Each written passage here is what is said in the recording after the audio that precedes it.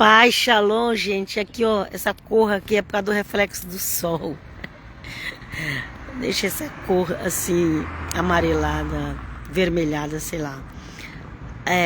Que Deus venha nos abençoar aqui, que nós precisamos continuar a leitura de Atos dos Apóstolos, que tá maravilhoso. Eu recomendo vocês a ler. Maravilhoso, maravilhoso aqui a leitura de Atos dos Apóstolos. Finalzinho de tarde, tá um pouquinho frio, não tá muito frio não, né? Quem me vê assim pensa que tá muito frio. Não tá tanto frio, deve estar uns 15 graus, 16, não sei, 15. Mas eu gosto de me agasalhar, que eu faço as lives na rua, né? Então vamos lá. E aqui já tá bem tarde já. Aqui tá escrito assim: mas cumpre-se o que foi dito pelo profeta Joel. Peraí, deixa eu voltar, deixa eu respirar aqui. Primeiro se inscreva lá no meu canal Cristã Helena é o perfil do Facebook. Se inscreva lá no meu canal do YouTube, Comunidade Unida de Cristo, ok? E quem está no YouTube, se inscreva na página Bíblia Diária Helena, página do Facebook, e o meu perfil é Cristã Helena de Almeida, perfil do Facebook, ok? A página Facebook Bíblia Diária Helena. Então, é leitura bíblica para honra e glória do nome de Jesus, que o Senhor venha nos ajudar a entender. Então, ali eles receberam o Espírito Santo, que é uma coisa maravilhosa, gente, que nunca tinha acontecido em Israel. Nunca houve um acontecimento igual àquele. Não houve antes, nem houve depois, ok? Aquele acontecimento ali no dia da festa de Pentecoste, onde o Espírito Santo desceu como língua de fogo na cabeça de 120 pessoas que estavam orando, buscando ao Senhor. Então lá. E aí Pedro começou a pregar, porque aquelas pessoas começaram a falar besteira, não estavam... aqueles a quem Deus abriu a mente, o ouvido, o espiritual, entendeu que eles estavam falando nas línguas, na língua do Espírito Santo. Mas aqueles, igual hoje tem um monte, diz que é crente, protestante, evangélico, mas não tem a mente aberta, o ouvido aberto para entender o que o Espírito Santo está dizendo. E aí fica falando coisas que não devia falar. Não fale nada, se você não sabe. Mundo espiritual não é mundo material. Mundo material as pessoas tratam de qualquer jeito, mas o mundo espiritual não é assim. Não pode tratar o mundo espiritual de qualquer jeito, porque você não está vendo, você vai julgar, você vai condenar coisa que você não sabe. Vamos lá. E aí Pedro começou a pregar para eles o porquê que estava acontecendo, aquele mover que não tinha havido antes, acho que é essa palavra mesmo, né? E nem depois também, você nunca ouviu falar. Teve outros acontecimentos, outros moveres do Santo Espírito, mas não igual ali no dia de Pentecoste. Ok? Atos 2, leia o começo de Atos 2. E Pedro começou a pregar e falar: isso aí que vocês estão vendo, cumpre o que foi dito pelo profeta Joel. Acontecerá nos últimos dias, e Deus quem fala, que derramar Deus, Adonai, Hashem, Elohim, o quê? Mas Deus... Sim, mas Deus aqui está falando de Adonai, de Hashem, de Elohim, ok? Porque hoje em dia as pessoas arrumam desculpa para tudo, para não obedecer a palavra de Deus, para não seguir Jesus. Eles arrumam desculpa para tudo, mas é só desculpa. Só que você pode dar desculpa diante de mim, você pode dar desculpa, mas diante de Deus não tem como você dar desculpa. Então acontecerá nos últimos dias, é Deus, é Adonai, quem fala, que derramarei do meu espírito sobre todo ser vivo.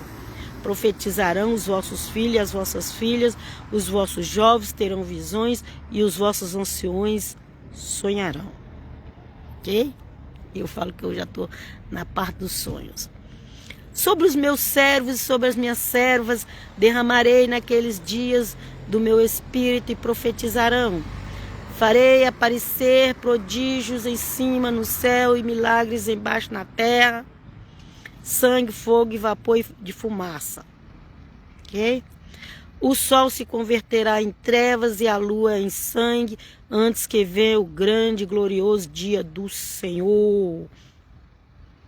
Já tá tendo um monte de eclipse por aí, viu? Agora mesmo vi falar que vai ser aparecer um eclipse aí que vai cobrir quase todo o sol. Então o sol se converterá em trevas e a lua em sangue antes que venha o grande dia do Senhor. A gente vê direto aí lua de sangue, mas as pessoas, os crentes creem mais na ciência do que na Bíblia. É sinal da volta de Cristo, gente. Você está vendo sol escurecendo, você está vendo lua de sangue, é sinal da volta de Cristo. Se você não crê, vai ser ruim para você mesmo. Então, todo que invocar o nome do Senhor será salvo.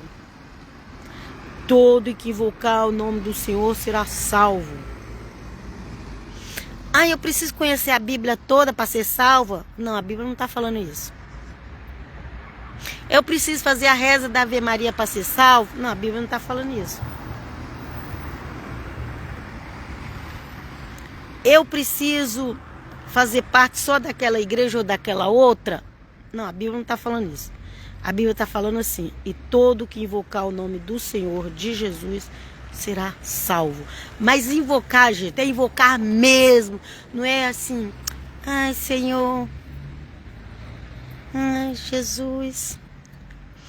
É invocar mesmo, sabe por quê? Porque você pode ter assim, tá tranquilo. Oh Senhor Jesus, tem compaixão de mim. Não é errado fazer isso. Mas vai chegar um dia que a tribulação vai ser tão grande, que sabe quando você tá passando, quando acontece uma tragédia, que você começa a entrar em desespero? Então sabe o que você vai ter que fazer? Invocar o nome de Jesus. Invocar como a Bíblia diz. Invocar o nome de Jesus, ok? Então todo que invocar o nome do Senhor será salvo. Quer ser salvo? Tem que invocar o nome dele. Invocar mesmo, dia e noite. Ai, mas precisa tudo isso? Tem uma pessoa que fala, mas precisa tudo isso?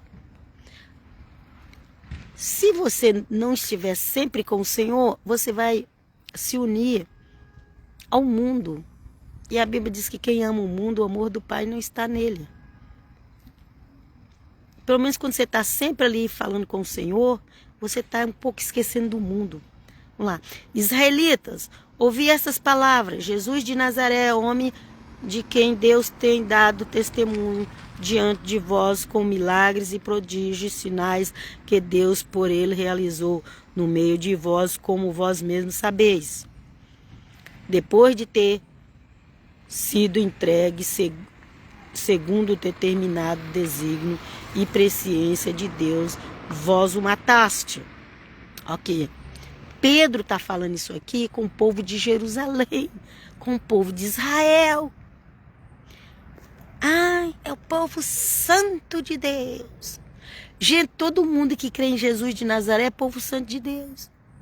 Ou então tem aqueles que falam, não pode falar santo. Gente, outro dia eu fui citar o nome santo, fulano, santo ou a santo. Nossa, a pessoa se assustou que... Eu falei, você não conhece a Bíblia, não? É a própria Nova Aliança que nos chama de santo. Não tem problema nenhum de chamar os antepassados de santo. É que você vive num mundo que não é o do Evangelho. Por isso que você se assusta. Você vive num mundo religioso, aonde você quer show e luzes. Mas o Evangelho é o que está escrito. Ok? Não é a religião que os homens criaram hoje. E Pedro foi lá e pregou. E falou assim, olha, israelitas, ouvi essas palavras. Jesus de Nazaré, homem a quem Deus tem dado testemunho diante de vós, com milagres, prodígios e sinais que Deus por ele realizou no meio de vós, como vós mesmos sabeis.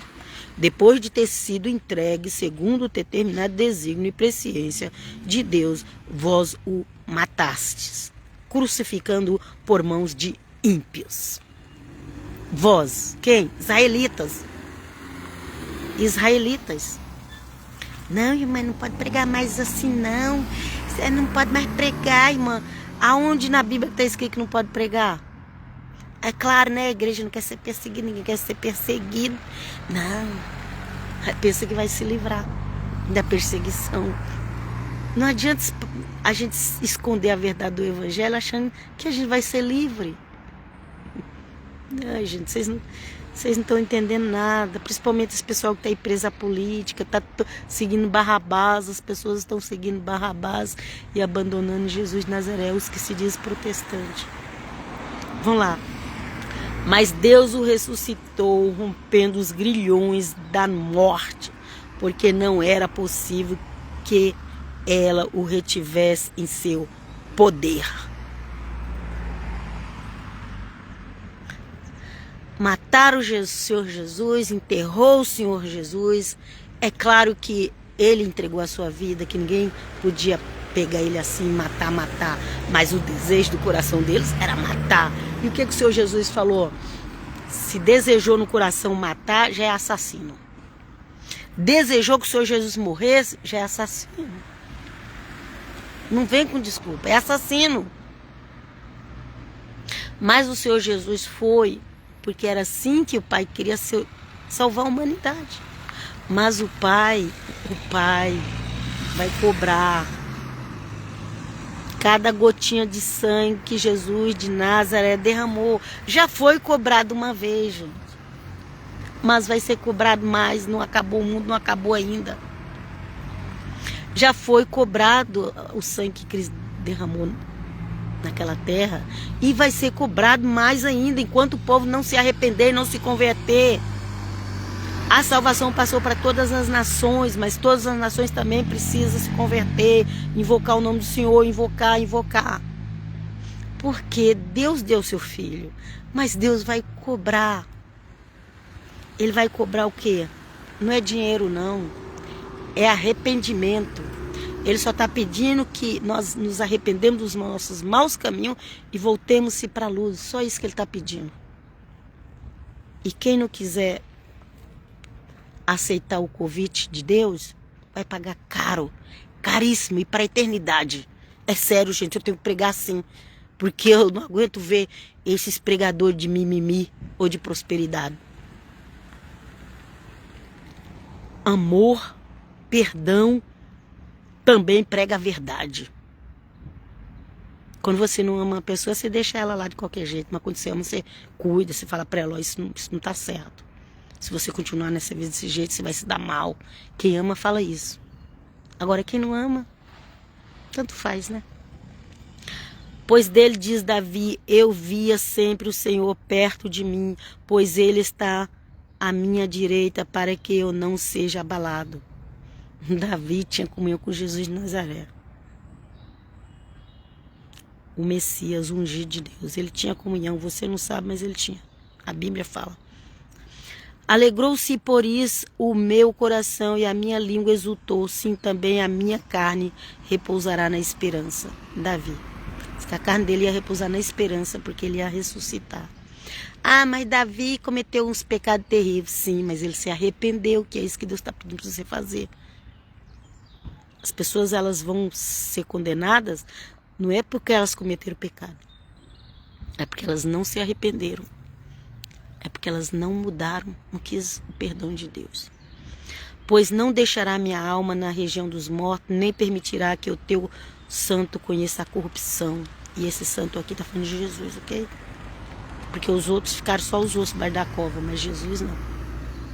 Fizeste-me conhecer o caminho da vida e me encherás de alegria com a visão de tua face. Irmãos, seja permitido dizer-vos com franqueza do patriarca Davi, dizendo que morreu e foi sepultado, e o seu sepulcro está entre nós até o dia de hoje. Então, esses salmos, leia lá, pega o Salmo 15, de 8 a 11, Salmo 15, de 8 a 11, deixa eu ver se tem mais algum outro salmo aqui,